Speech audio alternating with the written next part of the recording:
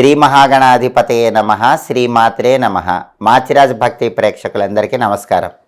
ఈనాటి దినఫలం కార్యక్రమంలో ముందుగా నేటి పంచాంగ వివరాలు పరిశీలిద్దాం.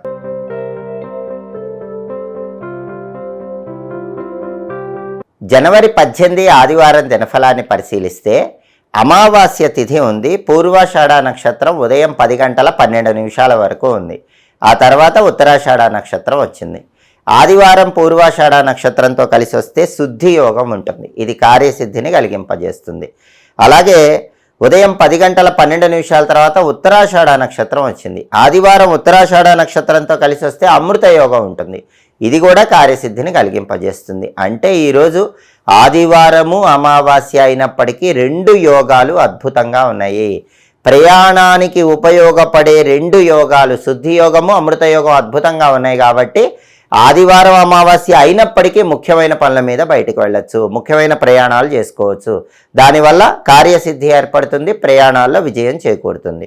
అలాగే రాశిచక్రం చాట్లో గ్రహాల స్టేటస్ తీసుకుంటే ఆదివారానికి ఉత్తరాషాఢ నక్షత్రానికి రెండిటికి అధిపతి అయిన సూర్యుడు మకర రాశిలో శని ఇంట్లో శత్రువింట్లో ఉన్నాడు. కాబట్టి తండ్రితో కానీ తండ్రి తరపు బంధువులతో కానీ మాట్లాడేటప్పుడు జాగ్రత్తగా ద్వాదశ రాశుల వాళ్ళు మాట్లాడాలి. లేకపోతే చిన్న చిన్న విభేదాభిప్రాయాలు కలిగే సూచనలు ఉన్నాయి. అలాగే ద్వాదశ రాశుల వాళ్ళు ఆరోగ్యపరంగా కూడా ప్రత్యేకమైన జాగ్రత్తలు తీసుకోవాలి.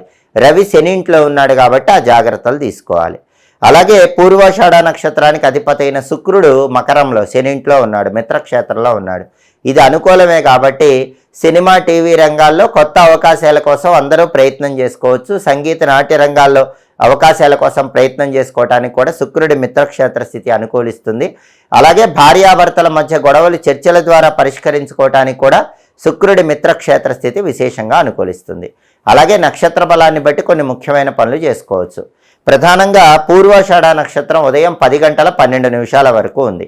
ఈ పూర్వాషాఢ నక్షత్రం ఉన్న సమయంలో గణిత విద్యలు నేర్చుకోవటానికి ప్రయత్నాలు చేసుకోవచ్చు.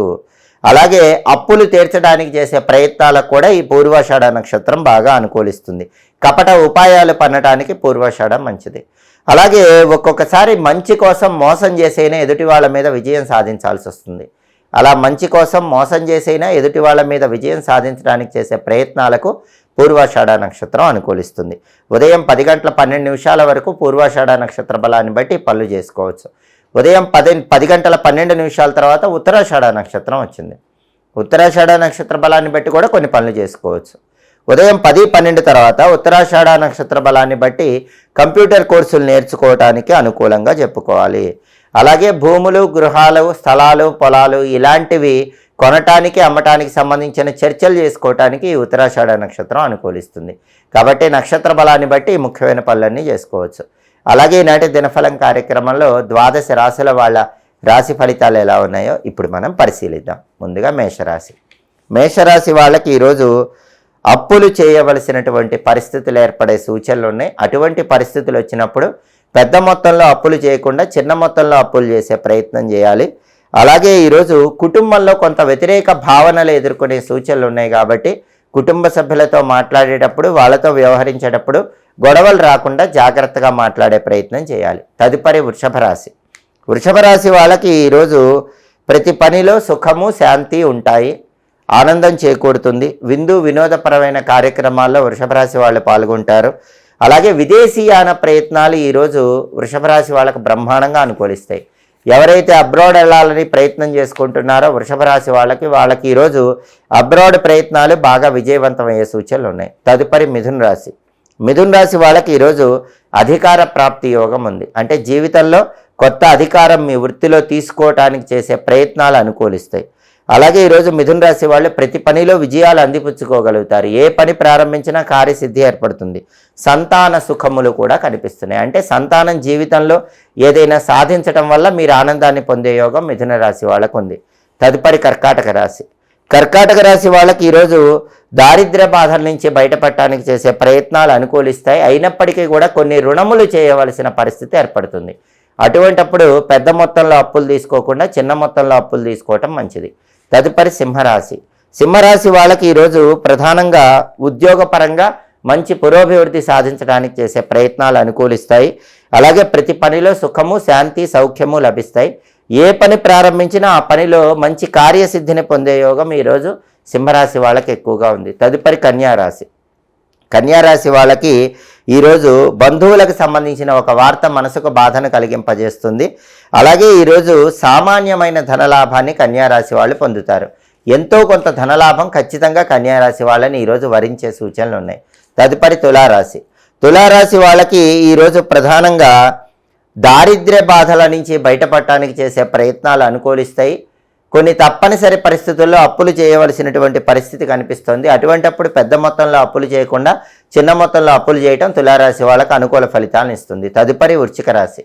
వృశ్చిక రాశి వాళ్ళకి ఈరోజు శారీరకంగా మానసికంగా కొన్ని ఒత్తిడి కలిగింపజేసే సంఘటనలు చోటు చేసుకుంటే అటువంటప్పుడు ఒత్తిడిలోకి వెళ్లకుండా మనస్సు ప్రశాంతంగా ఉంచుకొని ముందడుగు వేసే ప్రయత్నం చేయాలి. అలాగే వాహన యోగం అనేది ఈరోజు వృశ్చిక రాశి వాళ్ళకు ఉంది. బండి కానీ కారు కానీ కొనుక్కోవటానికి చేసే ప్రయత్నాల్లో చాలా వరకు అనుకూల ఫలితాలు కనిపిస్తాయి. తదుపరి ధనుసు రాశి.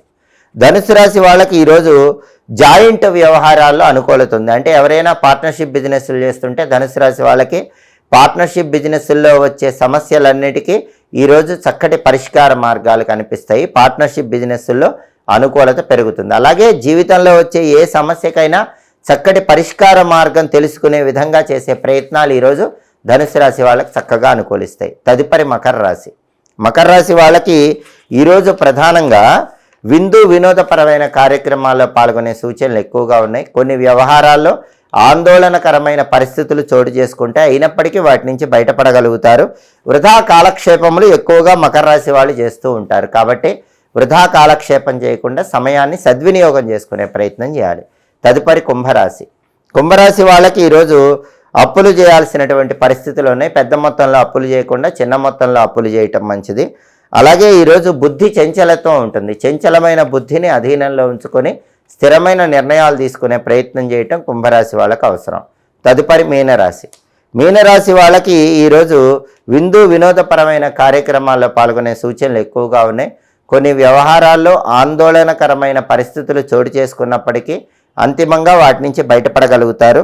అలాగే వృధా కాలక్షేపములు మీనరాశి వాళ్ళు ఎక్కువగా చేస్తూ ఉంటారు. ఆ వృధా కాలక్షేపములు తొలగింపజేసుకొని సమయాన్ని సద్వినియోగం చేసుకునే ప్రయత్నం చేయటం మంచిది. అలాగే 12 రాశుల వాళ్ళు అనుకూల ఫలితాలు లభించాలంటే ఈ రోజుకు ఒక ప్రత్యేకమైనటువంటి శక్తి ఉంది. ఈ రోజుకు చాలా ప్రత్యేకత ఉంది. అది ఏంటంటే ఆదివారంతో కూడిన అమావాస్య, చొల్లంగి అమావాస్య, ఖగోళంలో పంచగ్రహ కూటమి ఏర్పడుతోంది. కాబట్టి చాలా శక్తివంతమైన రోజు. అరుదుగా వచ్చేటటువంటి ఈ శక్తివంతమైన చొల్లంగి అమావాస్యతో కూడిన పంచగ్రహ కూటమి సందర్భంగా అద్భుతమైన శుభ ఫలితాలు కలగాలంటే 12 రాసుల వాళ్ళు తప్పకుండా 4 మంత్రాలు 11 సార్లు చదువుకుని పని మీద బయటికి వెళ్ళండి. ఓం నమో నారసింహాయ, దుమ్ దుర్గాయై నమః, ఓం అష్టభైరవాయ నమః, హం హనుమతే నమః. ఈ 4 మంత్రాలు ఒక్కొక్క మంత్రం 11 సార్లు చదువుకుని వెళ్ళండి. చొల్లంగి అమావాస్య, పంచగ్రహ కూటమి ఈ రెండూ కలిసి వచ్చిన పరమాద్భుతమైన రోజు సందర్భంగా విశేషమైనటువంటి శుభయోగం చేకూరాలంటే తప్పకుండా అందరూ కూడా ఓం నమో నారసింహాయ, దుమ్ దుర్గాయై నమః, ఓం అష్టభైరవాయ నమః, హం హనుమతే నమః. ఈ 4 మంత్రాలు చదువుకుని వెళ్ళండి. సమస్త శుభాలను సిద్ధింపజేసుకోవచ్చు. అలాగే ఆదివారం ఉదయం 6 నుంచి 7 మధ్యలో, మధ్యాహ్నం 1 నుంచి 2 మధ్యలో రవిహోర ఉన్న సమయంలో వైద్యులను కలుసుకొని వాళ్ళ సలహాలు సూచనలు స్వీకరించవచ్చు. అలాగే ముఖ్యమైనటువంటి రాజకీయపరమైనటువంటి చర్చలు నిర్వహించడానికి కూడా రవిహోర విశేషంగా అనుకూలిస్తుంది. హోరా కాలాన్ని బట్టి ఈ పనులు చేసుకోండి. అయితే రాత్రి 8 నుంచి 9 మధ్య రవిహోరలో మాత్రం ముఖ్యమైన పనులు ఏవి చేయకండి. ఎందుకంటే పంచగ్రహ కూటమి సాయంకాలం 4:40 ప్రారంభం అవుతుంది. కాబట్టి కేవలం మంత్రాలు చదువుకోండి, సమస్త శుభ ఫలితాలను అందిపుచ్చుకోండి. ఇవి ఈనాటి దినఫలం కార్యక్రమంలో ముఖ్యమైన అంశాలు. మళ్ళీ తదుపరి దినఫలం కార్యక్రమంలో తిరిగి కలుసుకుందాం. ప్రతిరోజు 12 రాశుల వాళ్ళు రాశి ఫలితాలు తెలుసుకోవాలనుకుంటున్నారా? నక్షత్ర బలాన్ని బట్టి పాటించాల్సిన విధి విధానాలు తెలుసుకోవాలనుకుంటున్నారా? హోరాకాలం బట్టి ఏం చేస్తే అదృష్టం కలిసి వస్తుందో తెలుసుకోవాలనుకుంటున్నారా? యోగాన్ని బట్టి ప్రయాణాలు చేయవచ్చో చేయకూడదో, ఒకవేళ ప్రయాణాలు చేస్తే ఎలాంటి పరిహారం పాటించాలో తెలుసుకోవాలనుకుంటున్నారా? అయితే మాచిరాజ్ భక్తి ఛానల్ తప్పకుండా సబ్స్క్రైబ్ చేసుకోండి. మా వీడియోస్ మీకు నచ్చినట్లయితే మా ఛానల్ లైక్ చేయండి, కామెంట్ చేయండి. మా ఛానల్ వీడియోస్ 10 మంది మిత్రులకు షేర్ చేయండి. మా ఛానల్ సబ్స్క్రైబ్ చేసుకోండి. పక్కన ఉన్న బెల్ సింబల్ నొక్కటం మాత్రం మర్చిపోకండి. సర్వే జనాః సుఖినో భవంతు. స్వస్తి.